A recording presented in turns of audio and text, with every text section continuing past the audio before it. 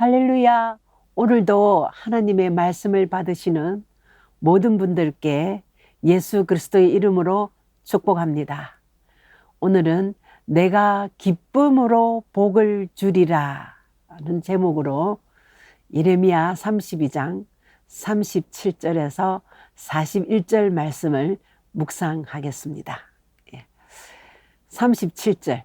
보라, 내가 노여움과 분함과 큰 분노로 그들을 쫓아 보내었던 모든 지방에서 그들을 모아들여 이곳으로 돌아오게 하며 안전히 살게 할 것이라.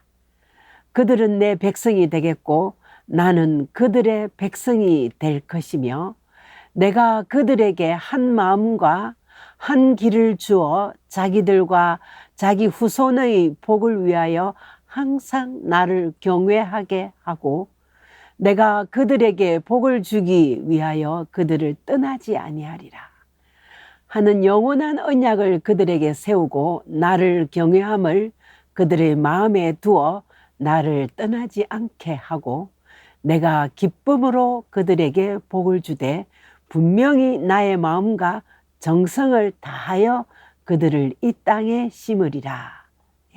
여호와 하나님은 복의 근원이시고 복 주시기를 원하십니다. 오늘 이 말씀은 이스라엘이 우상을 섬기며 하나님의 분노와 노여움을 사고 바벨론으로 쫓겨났던 역사를 되풀이해서 생각하면서 하나님은 새로운 언약을 주셨습니다. 무서운 심판 중에서도 자기 백성을 완전히 버리지 않고 그들을 징계할지라도 고난 중에 깨닫게 해주시고 하나님을 경외하게 하는 복을 주신다는 언약의 말씀입니다. 그렇다면 여기서 우리는 하나님이 어떤 분인지 다시 한번 새기며 은혜를 나누어 보겠습니다.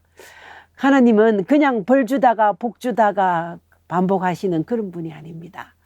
성경은 하나님의 자기소개서라고 할 수 있습니다. 이 성경을 통하여 하나님의 속성 3가지로 요약해 보겠습니다. 첫째, 우리 아버지 하나님은 창조주 하나님이십니다. 두 번째, 구원의 하나님이십니다. 세 번째, 우리 아버지 하나님은 심판주 하나님이십니다. 적어도 제가 하나님을 믿는다 하면 예수쟁이 10년 이상, 몇십 년 믿었다 하면서도 하나님을 모르면 안 돼요. 기본적인 거, 이 3가지는 꼭 알고 감사해야 됩니다. 그래야 하나님과 우리의 관계를 똑바로 알게 되고 우리는 존재의 정체성을 확립할 수 있습니다. 다시 말하면 하나님이 어떤 분인지 똑바로 알게 되면 내가 어떻게 와서 어떻게 살아야 하며 어디로 가는지 알게 되는 것입니다. 헤매이지 않는 삶을 기대하며 살아갈 수 있음을 믿습니다.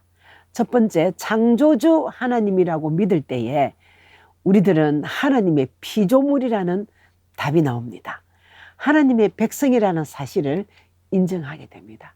그러므로 하나님은 세상의 주인이시고 내 자신도 내 것이 아니라 하나님의 것이라는 것을 알고 믿게 됩니다.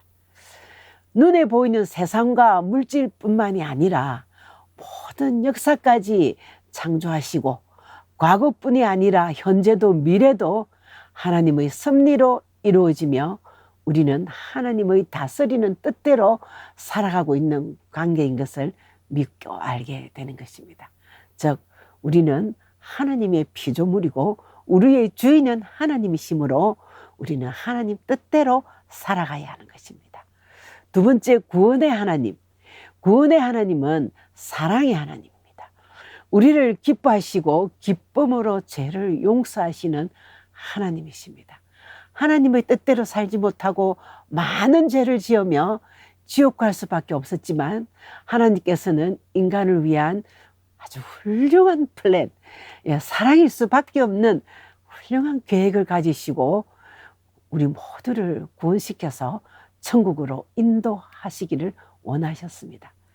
그러나 아무리 자기가 창조한 인간이라 할지라도 구원을 공짜로 마구 퍼주지는 않으십니다. 사람들이 구원을 위하여 엄청난 투자를 하시고 한 가지 조건을 걸었습니다. 그 투자는 하나님의 아들 예수님을 이 땅에 보내주셨습니다.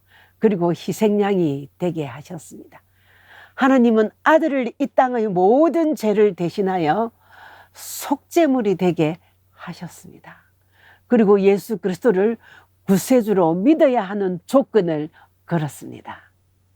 믿기만 하면 구원자의 반열에 세워주시는 분은 눈에 안 보이지만 이 세상을 창조하시고 주관하시는 하나님 한 분밖에 없습니다.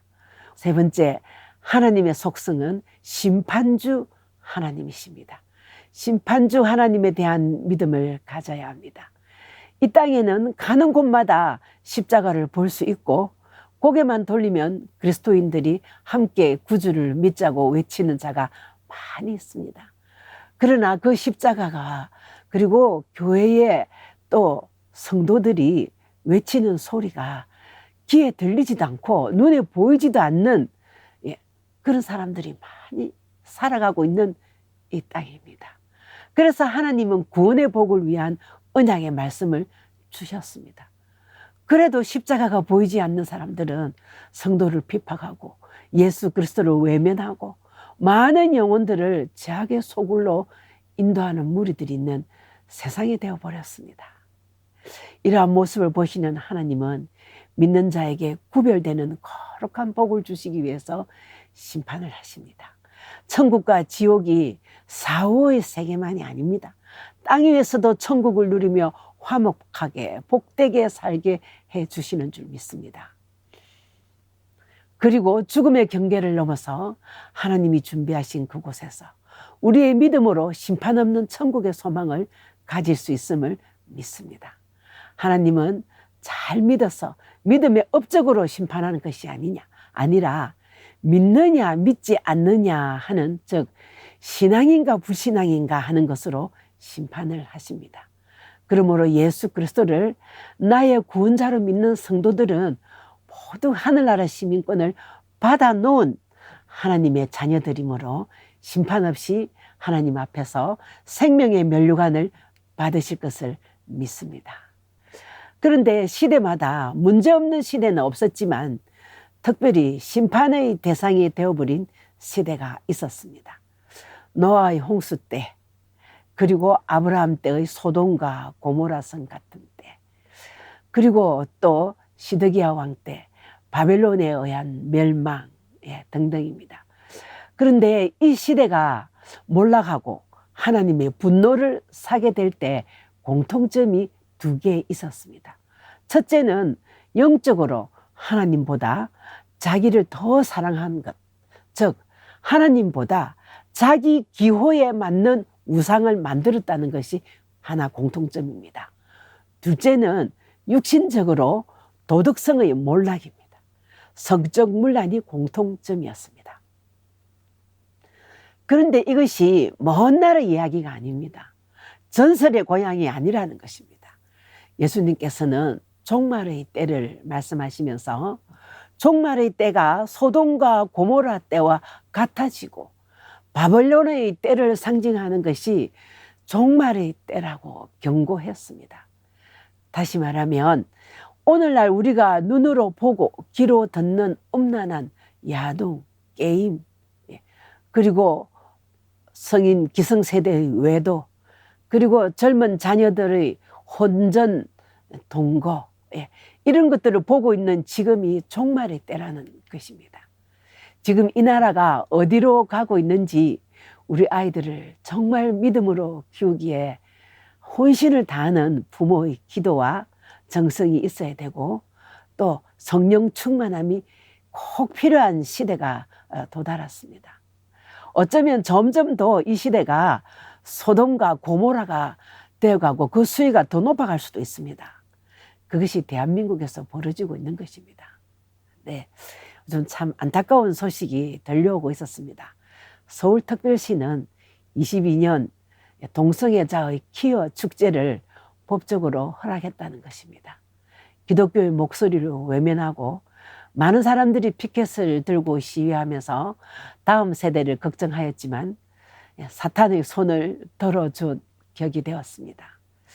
22년 7월 15일부터 31일까지 서울시청 광장을 내어주고 서울 일대 전역을 돌아다니면서 제가 오늘 이렇게 국가적인 절차에 대해서 말을 하다가 뭐 돌을 맞을런지 잡혀갈런지 모르겠지만 기독교에서는 목사들은 이렇게 눈치 보는 것이 아니라 종말의 때를 경고하신 예수 그리스도의 뜻이 무엇인지 살펴보며 세상을 바로 세우는 설교를 하는 것은 당연한 것이라고 생각합니다. 키우축제는 동성애자들이 숨어서 해도 부끄러운 행동들을 무대에서 저지르고 온 지상파를 통하여 방출하고 있습니다. 음란물을 기념품으로 팔고 있습니다. 그 결과가 무엇인지 아시는지요? 그것은 분명히 구원의 방주가 아니라 사탄의 방주입니다. 사탄은 너희들이 내가 펼쳐놓은 판에서 신나게 즐겼으니까 그 대가로 너의 영혼을 내놓아라 하는 것이 사탄의 목적입니다. 다시 말하면 구원의 방주에 있지 말고 나의 방주에서 나와 함께 더 즐기면 되는 것이다 라는 미혹의 영들입니다. 사탄의 목적은 인간의 영혼을 멸망시키는 것이 목적입니다. 전도서 12장 1절 너는 청년의 때 곧 공고한 날이 이르기 전 나는 아무 낙이 없다고 할 때가 가깝기 전에 너의 창조자를 기억하라. 해와 빛과 달과 별들이 어둡기 전에 비 뒤에 구름이 다시 일어나기 전에 그리하라. 우리가 연약해지고 또 노쇠하여지면 기도할 힘도 없어질 때가 있습니다.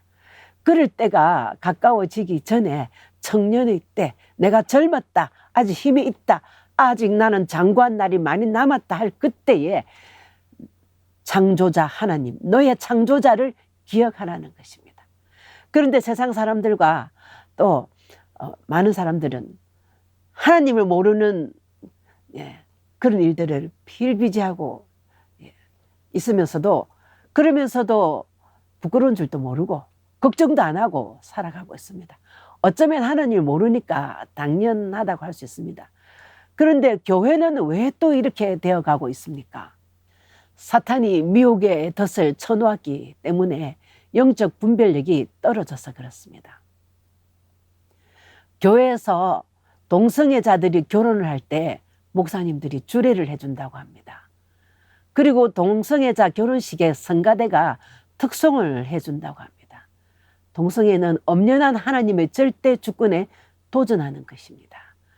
자기들은 성소수자라고 주장하며 합법화합니다.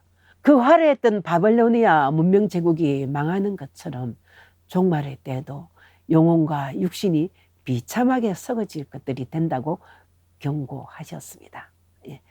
우리 크리스찬뿐만 아니라 우리 많은 영혼들은 꼭 교회에 다니지 않고 하나님을 아직 모른다 할지라도 우리는 하나님의 피조물입니다.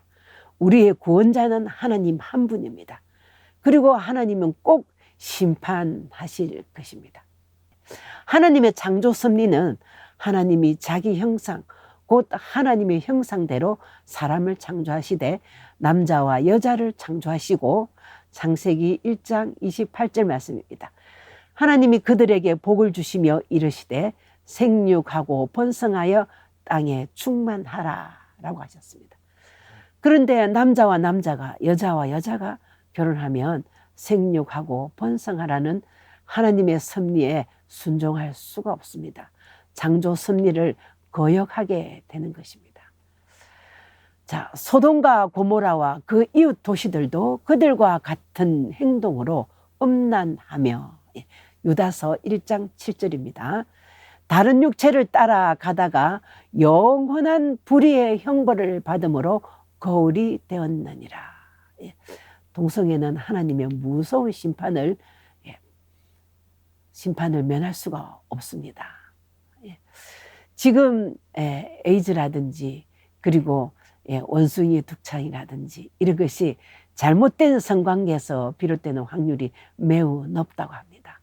전도서 12장 13절 말씀입니다. 이러이 결국은 다 들었으니 하나님을 경외하고 그 명령을 지킬지어다.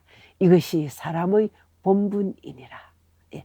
하나님께서 분명히 생육하고 번성하라 하였고, 또 잘못된 육체 관계를 갖지 말라고 하였고, 심판이 따른다고 했습니다. 하나님은 행위와 모든 은밀한 일을 선악간에 심판하시리라고 14절에 말씀하셨습니다. 이 말씀은 도덕적 몰락과 영적 타락을 그냥 두고 보시지는 않으시고 준엄한 심판을 피할 수 없다는 것을 경고하는 하나님의 메시지입니다. 그러나 그 혹독한 심판, 즉 하나님의 진노 중에도 구원의 하나님께서는 노아에게 방주를 만들게 하고 그 가족을 구원하셨듯이 하나님의 백성된 모든 성도에게 구원의 방주를 지으라고, 그리로 들어오라고 지금도 부르시는 줄 믿습니다. 예수 그리스도 안에 있는 것이 구원의 방주 안에 있는 것입니다. 여호와 하나님은 진노 중에도 긍휼을 끝까지 베푸시는 분이시므로 하나님의 긍휼하심은 억지로 하시는 것이 아닙니다. 정성을 다하여 기뻐하시며 복 주시는 사랑이십니다. 그러면 성경 말씀에 정성을 다하여 기뻐하시며 복 주시는 그 사랑은 어떤 사람에게 주시는지 은혜 나눠보겠습니다. 예레미야 3장 37절 말씀, 오늘 본문 말씀입니다. 보라, 내가 노여움과 분함과 큰 분노로 그들을 쫓아 보내었던 모든 지방에서, 이스라엘 민족들이 우상을 섬기고 하나님을 거역할 때에 하나님은 너무나도 노여워하셨고 분함을 가지셨습니다. 그리고 그들을 쫓아 보냈습니다. 바벨론으로 포로가 되게 하셨습니다. 그때만 모든 지방에서 그들을 모아들여 이곳으로 돌아오게 하여 안전히 살게 할 것이라. 그들은 내 백성이 되겠고 나는 그들의 하나님이 될 것이며. 그렇습니다.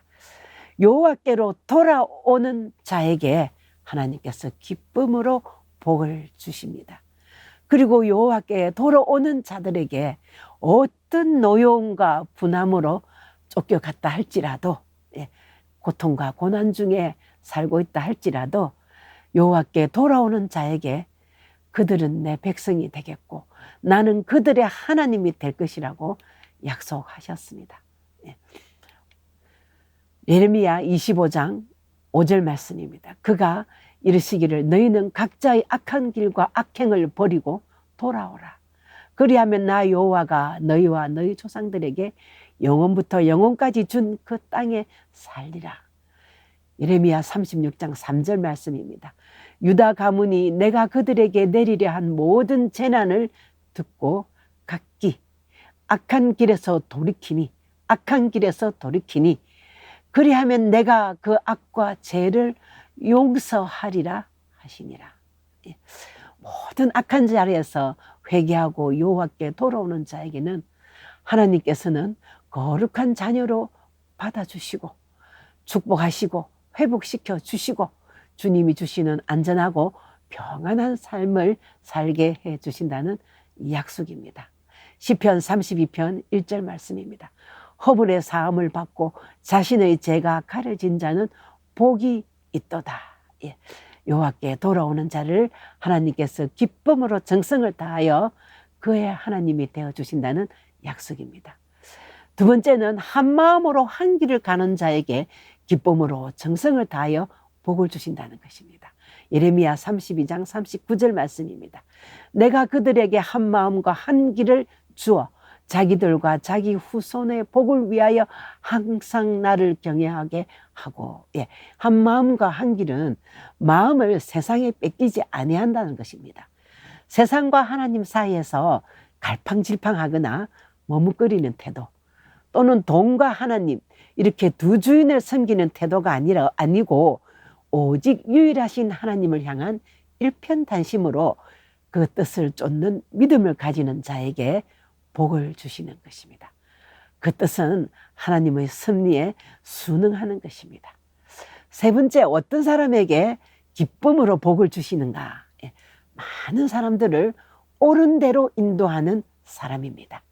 디모데전서 4장 1절 말씀입니다.